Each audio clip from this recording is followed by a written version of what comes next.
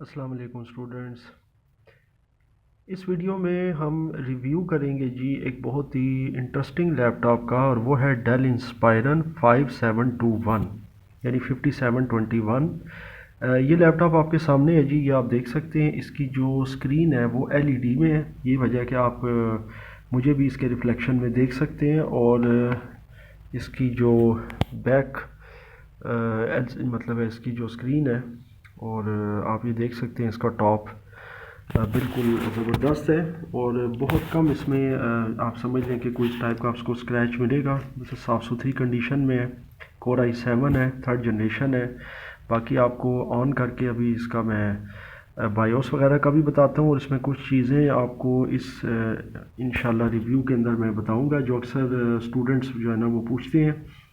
सबसे पहली चीज़ तो ये कि कोई भी बायोस जो इंस्टॉल होती है आपके लैपटॉप या डेस्कटॉप पर, उसके बारे में मालूमात हो कि जी वो कौन सी है, वो फिनिक्स है या इनसाइड, जैसे अब इसमें है इनसाइड H20। तो खैर उसका नाम आपको इधर से पता चल जाता है। लेकिन इसमें 3 से 4 क्वेश्चन जो मुझसे हमेशा किए जाते हैं, और मैं इंशाल्लाह इस वीडियो के अंदर उन क्वेश्चंस के आंसर भी आपको दूंगा। मैं कोशिश करता हूँ कि आपको विजिबल ये ठीक हो। सबसे पहली चीज़ होती है बायोस वर्जन। ये अब जैसे यहाँ पर A12 है, तो ज़ाहिर है अक्सर बच्चे ये पूछते हैं कि जनाब जो बायोस है वो कौन सी अपडेटेड होगी, कौन सी बेहतर है और कौन सी होनी चाहिए। तो बात ये है कि ये जो पहली बात तो ये कि जो बायोस वर्जन में आपको बताई जाती है ना, जैसे A12 है, इसका मतलब आपको बता देता हूँ, फिर आपको इसका अपडेटेड भी बता देता हूँ। इसमें बुनियादी तौर पर ऐसे है कि ये जो A12 है ये आपका बेसिकली 12th रिवीजन है। और ए जो होता है ना, ये सीरियल नंबर होता है बायोस का। जिस तरह आप लैपटॉप्स के सीरियल नंबर है, अभी जैसे फिजिट्सो में आप देख रहे हैं लाइव बुक है S series, A series, you series, जैसे अल्ट्रा बुक, तो इसी तरह बायोस की ये सीरीज़ होती है ए। बाकी ये जो 12 होता है ये 12th रिवीजन होता है। इसमें जो लेटेस्ट है वो 14 या 15 वर्जन है, ठीक है। तो इसका मतलब ये कि ये लेटेस्ट या अपडेटेड तो नहीं है, लेकिन बहरहाल इसमें काम ठीक से कर रही है। एक चीज़ तो आई एम श्योर आपको बायोस के वर्जन के हिसाब से क्लियर होगी, क्योंकि software version, Windows version, operating system version को तो हम अक्सर देखते रहते हैं, इसका हमें पता भी होता है कौन सा वर्जन है क्या है जी, लेकिन बायोस वर्जन का बहुत कम पता होता है। अच्छा, उसके बाद प्रोडक्ट नेम तो खैर पता है, डेल इंस्पायरन है। ये मतलब डेल है, और इसकी जो प्रोडक्ट है ना, क्योंकि है तो ये डेल का सिस्टम है, आप ये देख सकते हैं, मतलब इसमें बायोस में भी शो हो रहा है।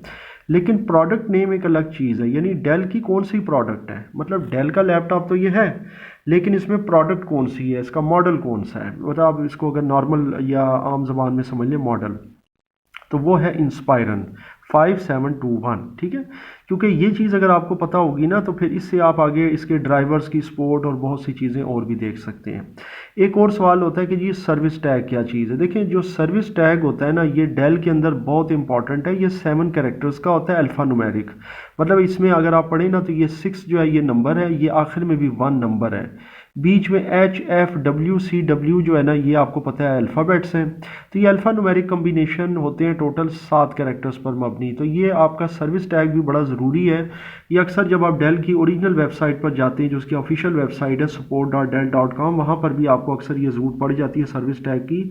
अगर आप कोई इसके हवाले से किसी किस्म की टेक्निकल सपोर्ट निकालना चाहते हैं, drivers and software and what ever.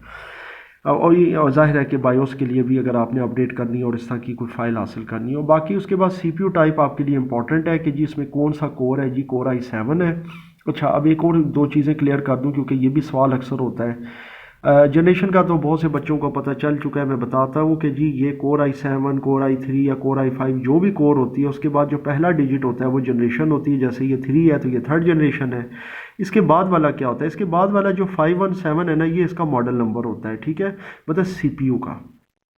उसके बाद ये जो U होता है, इसका क्या मतलब है। देखिए, जो U होता है ना, ये बेसिकली उस प्रोसेसर के लिए है जो कि आपके लैपटॉप्स के लिए स्पेशली डिज़ाइन किया जाता है, जो कि पावर कंजम्पशन कम करता है, मतलब बिजली की वोल्टेज वगैरह। तो इसलिए ये U उसके लिए लगाया जाता है कि ये वो CPU या प्रोसेसर है जो स्पेशली डिज़ाइन किया गया लैपटॉप्स के लिए। U का मतलब ये है। बाकी CPU की स्पीड आप देख सकते हैं 1.9 गीगा है। खैर वो आपके को इतना काम की नहीं है। अब हम आएंगे L1, L2 और L3 कैशे में। इसमें भी बड़े सवाल होते हैं कि जनाब ये 3 कैशे हमें नज़र आ रही होती है। अब ये कैशे का क्या मतलब है, क्या मामलात हैं। IT बेसिक्स और एडवांस में मैं आपको कैश के हवाले से बहुत ज़्यादा मैं बता चुका हूँ। अब प्रैक्टिकली भी आपको दिखा रहा हूँ कि देखें, L1 कैश सबसे फास्ट होती है, मतलब 3 लेवल होते हैं CPU कैश के, और ये खैर आप बेसिक्स में मेरे वहाँ जाकर देख सकते हैं। तो पहला लेवल जो होता है ना, लेवल 1, वो हमेशा फास्टर होता है। फिर ज़ाहिर है लेवल 2 आता है, वो L1 से कम होता है लेकिन डेफिनेटली L3 से ज़्यादा होता है। अब आप समझ गए होंगे। फिर तीसरा लेवल है, तो इसमें जो पहला लेवल है ना वो सिग्निफिकेंट होता है, 32 KB है यहाँ पर, और ये पर कोर होता है। अब ये कोर i7 की कितनी कोर्स हैं, अब मतलब ये थोड़ा सा बच्चों के लिए कंफ्यूजन है। वो कहते हैं यार ये कोर i7 है ना तो 7 कोर्स होगा। नहीं, ऐसा नहीं होता। बेसिकली ये अलग एक कॉन्सेप्ट है जो इंशाल्लाह मैं किसी और लेक्चर में आपको बताऊंगा। बहरहाल पर कोर 32 KB होता है। लेट सपोज अगर ये कोर i7 3 कोर्स पर होगा ना, तो आप इसको मल्टीप्लाई कर लें तो ये हो जाएगा 96 KB। यानी ये आइडियल पर कोर होता है 32 KB। तो इस वक्त ये आइडियल है, मतलब इस प्रोसेसर के लिहाज से। बाकी L2 कैश आप देख रहे हैं 256 KB है, और ये MBs में चली जाती है, यानी 4096 KB है, तो ये 4 MB बन जाती है अगर 1024 से डिवाइड करें। ये लेवल 3 कैश है, ये मतलब है टोटल 4 MB तक बन जाती है, विच इज़ आइडियल, कोई मतलब ऐसा इशू नहीं है। इसके बाद जो फिक्स हार्ड डिस्क ड्राइव है वो वेस्टर्न डिजिटल आपको नज़र आ रही है इसमें, ठीक है। और 320 GB है, 3200। ये भी इंशाल्लाह कभी आपको इन फिगर्स के बारे में बताऊंगा कि 320 GB या क्या मामला है। उसके बाद टोटल मेमोरी आप देख सकते हैं इसमें 8192 है। ये डेफिनेटली MBs में बताता है। जब इसको 1024 से डिवाइड करेंगे तो 8 GB आपका निकल आएगा, यानी ये 8 GB की रैम है जी। अब एक और चीज़ आपको बताता चलूँ, इस हवाले से भी क्वेश्चंस होते हैं कि सिस्टम मेमोरी स्पीड जो है ना वो ये बता रहा होता है 1333 MHz। अब ज़ाहिर है फिज़िक्स वाले बच्चे ये जानते हैं कि ये मेगा हर्ट्ज़ है, ये हर्ट्ज़ क्या है, ये फ्रीक्वेंसी का यूनिट है और ये सारा। लेकिन मेमोरी में ये जो सिस्टम मेमोरी की स्पीड है इसमें इसकी क्या सिग्निफिकेंस है, अब आपको ये बता देता हूँ। देखें, बेसिकली सिस्टम मेमोरी स्पीड जो है ना वो याद रखिएगा कि अगर इस कंप्यूटर में DDR3 रैम इंस्टॉल्ड है, ठीक है। ये इंशाल्लाह अभी आपको मैं नेक्स्ट जो वीडियो होगी उसके अंदर इसका थोड़ा सा इसको खोल कर भी बताऊंगा इसको। वैसे खैर आप लोगों को पता है, इसमें कोई इशू नहीं है। आप रैम निकालेंगे तो उसके पीछे टैग लगा होता है, उस पर आप देख सकते हैं DDR3 DDR4, लेकिन ये अलग से भी मेरा लेक्चर मौजूद है। अगर DDR3 रैम हो तो उसकी जो आइडियल स्पीड है ना वो ये ठीक है, 1500 1600 1700 मेगा हर्ट्ज़ 1800 इनफ है। यानी कि ये 1333 मेगा हर्ट्ज़, या इसको अगर कन्वर्ट किया जाए गीगा हर्ट्ज़ में तो वही 1024 का फार्मूला डिवाइड करेंगे तो ये राउंड अबाउट 1.3 गीगा हर्ट्ज़ बन जाएगा, which is ideal for DDR3 RAM.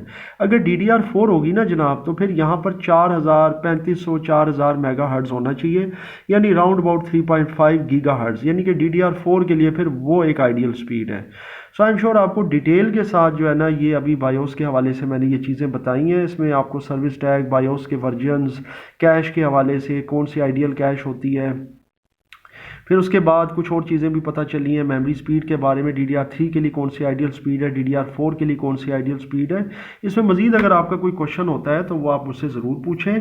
और बाकी ये कि अब इसको शट डाउन करके यहाँ से, बल्कि फोर्स में इसको शट डाउन करता हूँ, बंद करता हूँ, फिर इसको एक दफ़ा स्टार्ट करते हैं और इसको नॉर्मल अब स्टार्ट में जाने देते हैं ताकि अब ये जो है आपका विंडोज़ में चला जाए। ये जो आपको अभी डिस्प्ले नज़र आ रहा है जिसमें मेरा भी रिफ्लेक्शन आपको नज़र आ रहा होगा, ये बेसिकली LED है।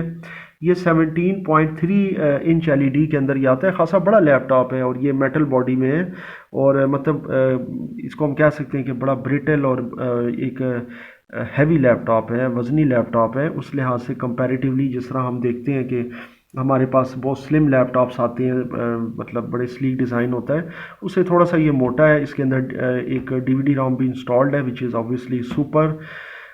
उसको भी हम निकाल कर उसकी जगह पर हम जाहिर है कि कैडी लगा सकते हैं, एक अलग हार्ड ड्राइव, और या SSD जो भी आप करना चाहें। यहाँ पर आपको एक USB का प्रोविजन मिलता है, बाकी यहाँ आपको मज़ीद 2-3 USBs के ये 3 USBs के प्रोविजन मिल जाते हैं। या आपको RJ45 LAN यहाँ पर लगा सकते हैं, और ये डेफिनेटली HDMI है।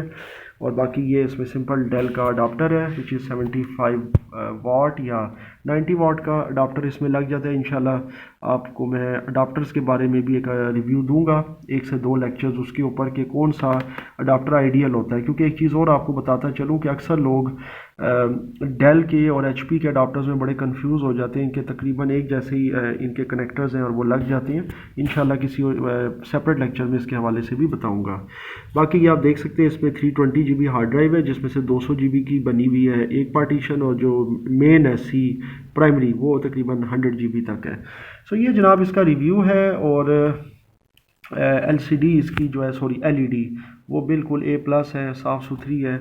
इसमें आप देख सकते हैं इसमें किसी किस्म का कोई ऐसा इशू नहीं है, कीबोर्ड से लेकर माउस तक। ये आप देख सकते हैं everything is working really good. और ये जनाब हमने कर दिया इसको shut down. So I am sure आपको ये रिव्यू भी अच्छा लगा। इसमें आपको बायोस की बहुत सी चीज़ें समझ आई हैं, बायोस के अंदर बहुत से टर्म्स के बारे में पता चला है। फिर मज़ीद अगर आपका कोई क्वेश्चन होता है तो मुझसे आप ज़रूर शेयर कीजिएगा।